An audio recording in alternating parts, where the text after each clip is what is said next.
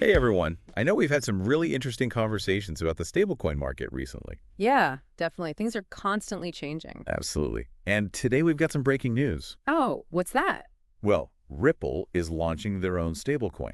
Really? Wow, that's a big move. Yep, it's called RLUSD. It actually launched today. So it's out in the wild already. It is already available for trading on some exchanges and set to launch on both Ethereum and the XRP ledger.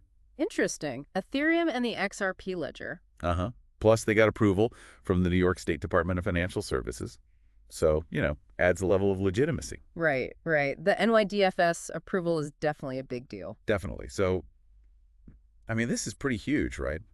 Especially considering how the stablecoin market is right now. Yeah, for sure. I mean, with Tether and Circle kind of dominating. But, Ripple sees an opportunity here. They do. CNBC reported that they want to cater to those looking for alternatives. Right, makes sense. Yeah. And Jack McDonald, he's Ripple's senior VP of stablecoins, he actually said there's like a growing wariness about market concentration. Yeah, I've heard that too. People want more options. Exactly. So Ripple's kind of tapping into that sentiment. Smart move. Totally. Yeah. And, knowing Ripple's focus on those cross-border payments, Right. it makes sense they would position RLUSD to, like, complement their existing business. Yeah, absolutely. They've already been using stablecoins in their payment flows, haven't they? They have. CNBC mentioned that, too. So creating their own stablecoin for, like, cost effectiveness and efficiency. Yeah, that's a natural progression for them.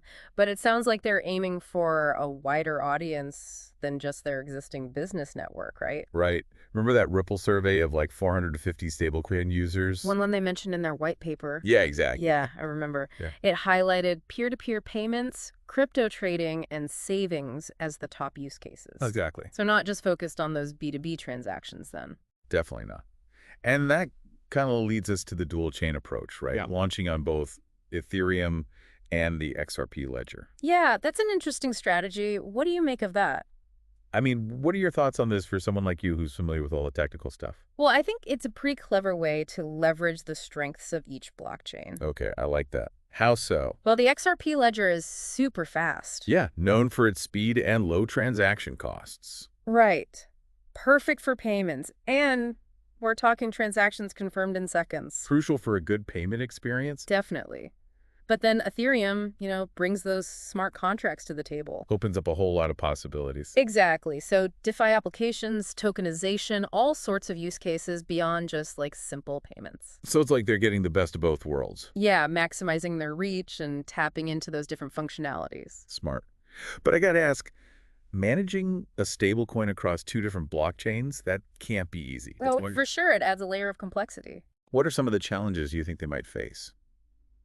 Well, liquidity is going to be a big one. Right. Making sure there's enough RLUSD available on both Ethereum and XRPL to meet demand. Exactly. And keeping those transactions smooth. I could see how that'd be tough. And then there's, managing reserves and keeping the peg stable across both chains. Yeah, definitely not a walk in the park. And for someone like you who really values efficiency and keeping costs down. Right, right. Do you think, wouldn't those things be potentially compromised by this dual chain approach? It's a valid concern, for sure. Yeah. But, Ripple seems pretty confident. Yeah. They've got a strong track record. Yeah, true. They know how to handle large transaction volumes. They do? And their white paper emphasizes their experience in building robust and scalable systems. So they've got the experience. Yeah, I mean, remember, they facilitated over 35 million transactions. Wow, that's a lot. It is, and an estimated value of $70 billion, according to their data. So they've got the numbers to back it up. Right. It'll be interesting to see how they apply that to managing a stablecoin, Absolutely. especially across two blockchains. Yeah, for sure. But, we can't ignore the elephant in the room, What's that? the SEC lawsuit. Right. Ripple won part of it last year, regarding XRP sales to retail investors. Yeah, I remember. But it's still not completely resolved. Yeah. So do you think that, lingering uncertainty could impact people adopting RLUSD? Possibly. Yeah. Some investors might be hesitant, especially those who really care about regulatory clarity. Right. Makes sense. Yeah. But could others see it differently? Oh, absolutely. They might see this launch, especially with, the potential for more crypto-friendly regulations under the new administration, Okay. as a sign that Ripple's resilient. Right, like they're pushing forward. Yeah. And a reason to be even more bullish on Ripple's products. So, different perspectives. It'll be fascinating to see how those play out. But let's focus back on RLUSD. Okay, yeah. What are your thoughts on its potential to, challenge Tether and Circle? Well, they've got a few things going for them. Like what? Well, first, they're tapping into that desire for alternatives to Tether and Circle. We've talked about that. And they've got a strong reputation. Yeah, in the payments world. Right, which could make people feel more confident about RLUSD. Right. And then, they're offering this dual chain solution. Caters to a wider range of use cases. Exactly. But they'll have to execute flawlessly. Definitely. Building trust and keeping RLUSD stable, that's got to be the top priority. Absolutely. Paramount for any stablecoin, really. And it seems like they know that. How so? Their white paper talks a lot about innovation, being well-respected, and trustworthiness. Ah, the 3 key traits. Exactly. And they highlight liquidity, confidence, and transparency. Which were the top factors for choosing a stablecoin, according to their survey? Yeah. So they've done their research. They know what users want. It seems like it, yeah. And don't forget, they're being regulated by the NYDFS. Oh, yeah, that's right. Adds another layer of reassurance. For sure. Means they have to follow strict rules about reserve management, attestations, and transparency.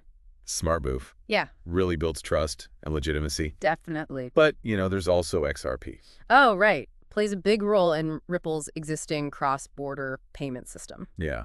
So how do you think launching RLUSD, especially on both Ethereum and the XRP ledger, might impact XRP? That's a good question. Especially considering its role as a bridge asset. Right. Well, a bridge asset is basically what helps transfer value between different blockchains. Like a bridge connecting 2 islands. Exactly. Yeah. So if RLUSD does well and people start using it for cross-chain transactions, you might see more demand for XRP. To help facilitate those movements. Right. So RLUSD's success could boost the whole XRP ecosystem. Potentially, yeah. Something to keep an eye on for sure. Definitely. But it's not just Ripple making waves in the stablecoin space, right? Oh, yeah, you're right. We've seen a bunch of others jumping in, too, like Robinhood, Kraken, Galaxy Digital. Oh, yeah, with their joint stablecoin project. Yep. And Mercado Libre launched their own. Even Revolut's rumored to be exploring it. It's like everyone wants a piece of the action. I know, right?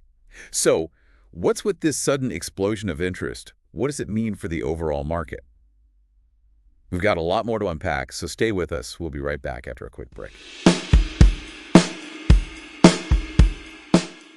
It's getting pretty crowded out there. Yeah, the stablecoin market is definitely heating up. And RLUSD just adds to it. It really does. It's like we're watching this huge shift in finance. A paradigm shift almost. Yeah, exactly. And stablecoins are right in the middle of it all. Front and center. It's crazy to think how much things have changed. It's hard to say where it's all going. Yeah, for sure. What are some of the big trends you're seeing right now? Well, one of the biggest is the sheer variety of stablecoins now. Oh, yeah, like all the different kinds. We've got stablecoins pegged to different fiat currencies, stablecoins backed by baskets of assets, and even algorithmic stablecoins. Whoa, algorithmic stablecoins. Yeah, those try to maintain their peg through some pretty complex mechanisms. Sounds complicated. It can be. So the stablecoin ecosystem is getting pretty diverse. It is for sure. But is that a good thing? Well, it can be. How so? Well, it means less reliance on just one stablecoin or one issuer. Okay, so less risk if one fails. Right. But it's not all sunshine and roses. What do you mean? Well, this diversification can also bring in new complexities and new risks. Makes sense. Not all stablecoins are made the same way. Right. Some might be more volatile than others. Some might even collapse. Oh, yeah, that's a scary thought. It is. So it's really important to understand how each stablecoin works. Right, and to figure out the risks before you invest. Exactly. So you got to do your research. Always. Good advice. But let's circle back to RLUSD. Okay. Given how it's designed and what Ripple's trying to do, Yeah. how do you see it impacting the stablecoin market? Well, for one, it could really shake up the competition. Heat things up a bit. Yeah, which could be good for users. How so? Well, we might see Tether and Circle lower their fees. Oh, Or wow. maybe improve their transparency or even add new features. To stay competitive. Exactly. So everyone's got to up their game. Yeah. So it's like a race to the top. In a way, Yeah, everyone benefits. potentially. Yeah. But, competition can get pretty intense. Yeah, especially when trust is so important. Right. So there are some potential downsides to all this competition. Like what? Well, there's always that risk of a race to the bottom. What do you mean by that? Well, instead of trying to be the best players, might start cutting corners. Oh, to save money. Yeah, or to gain market share. We've seen it in other industries. Right. So it's something to be aware of in the stablecoin world, too. Definitely a good point. It's a reminder that growth and innovation are great. Yeah. But they shouldn't come at the cost of stability and security. Absolutely. Yeah. Those should always be the top priorities. Okay, let's talk about regulations for a bit. Sure. We've seen different countries doing different things with stablecoins. Yeah, some are all for it. Others are more hesitant. So how do you see that changing now that RLUSD launched with the NYDFS's approval? Well, it could set a precedent for other stablecoins. Interesting. We might see more stablecoins going for that regulatory clarity and compliance. Which would lead to more stability and trust in the market. Hopefully. That would be good. Yeah. Especially for those who are still unsure about stablecoins because of the regulations. Makes sense. But regulation can be tricky, right? It can, yeah. It can stifle innovation. For sure. Or make it hard for smaller players to get in. Right. It's a tough balance. So what's the ideal situation then? Well, regulators need to make sure things are stable and protect consumers. Right. But they also need to leave room for innovation. So find that sweet spot. Exactly. A regulatory framework that encourages responsible innovation, Okay. but also protects the financial system. That makes sense. Yeah. But we also have to talk about central bank digital currencies, CBDCs. Right. Those are gaining traction. Yeah, all over the world. Some people think they're a threat to stablecoins. Yeah, I've heard that too. What are your thoughts on that? Well, it's interesting, right? It's Some see stablecoins and CBDCs as being in competition with each other, yeah, fighting for the same users, but others think they could work together. complement each other. Yeah, it's hard to say for sure. It really is. What are the pros and cons of each? Well, CBDCs could be more stable and secure. Because they're backed by central banks. Exactly. But they might also raise some concerns about privacy and control. Right, governments having more access to your financial data. Exactly. Stablecoins, on the other hand, offer more flexibility and more room for innovation. But they might run into regulatory hurdles. Right. It's almost like we're seeing two different systems emerging. Yeah, one with CBDCs for those big transactions and government stuff. And one with stablecoins for everyday payments and DeFi. Makes sense. Yeah. It's too early to say which one will win out, Yeah, but they'll probably both stick around and shape the future of finance. mostly. It's an exciting time to be watching it all unfold. It is. But it can be overwhelming too, right? Yeah, for sure. All these changes and uncertainty. So much to keep track of. What advice would you give to someone who's trying to figure it all out? Well, the most important thing is to stay informed. Right, do your research. Exactly. And understand the risks and the potential rewards of each stablecoin. Don't just blindly follow the hype. No, definitely not. You need to be critical and do your due diligence. Look for stablecoins that are stable, secure, and transparent. Exactly. So education and awareness are key. Absolutely. And that's what we're trying to do here. Yeah, provide the insights and analysis people need to make informed decisions. So before we wrap things up, let's talk a bit more about what this launch of RLUSD means for the future of stablecoins. So we've talked a lot about Ripple's new stablecoin. RLUSD. Yep, and about all the trends we're seeing in the stablecoin market. Yeah, it's clear that stablecoins are becoming a bigger and bigger deal. Absolutely. They're not just a niche thing anymore. Nope. They're a major player in finance now. It really feels like we're entering a new financial era. One where digital currencies are playing a leading role. Exactly. And this launch of RLUSD with Ripple behind it. Yeah, a big player like Ripple. It really feels like a big step forward for stablecoins. It's a sign that the market's maturing, Getting more sophisticated attracting those established players. and pushing the boundaries of what's possible. Exactly. So what does all this mean for people who are already invested in stablecoins? Well, the main thing is that the market's getting more complex. More options, More risks. more rewards. Exactly. It's not as simple as just choosing between Tether and Circle anymore. Right. There are so many different stablecoins out there now. Each with its own pros and cons. So it's more important than ever to do your research Understand how each one works. and choose the ones that fit your risk tolerance and your goals. Exactly. It's like diversifying your portfolio, but with stablecoins. Right. Just like you wouldn't put all your eggs in one basket with traditional investments. You shouldn't do that with stablecoins either. Spread your holdings across different issuers, different assets, different blockchains. To reduce your risk. Exactly. And we also talked about how regulations are changing things. Yeah. Keep an Yeah. eye on what regulators are doing. Understand how different countries are approaching stablecoins. And choose stablecoins that are compliant. So you're not running into any legal trouble. Right. It's like navigating a whole new world. with new rules being written all the time. So you got to stay informed Be adaptable. and be cautious. For sure. But let's zoom out for a minute and think about the big picture. Okay. We talked about how stablecoins could actually help CBDCs get adopted, Yeah. By showing that digital currencies can work that they can be stable.